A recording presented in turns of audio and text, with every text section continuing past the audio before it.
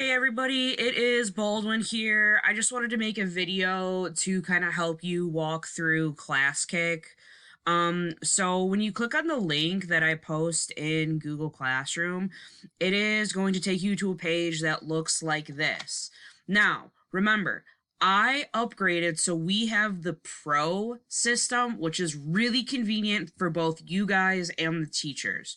So when you get to a page that looks like this, click on log in and then log in with either Google or Clever, because then that gives you a lot of extra features while you're working, and it totally avoids having to put in a specific code into Classkick.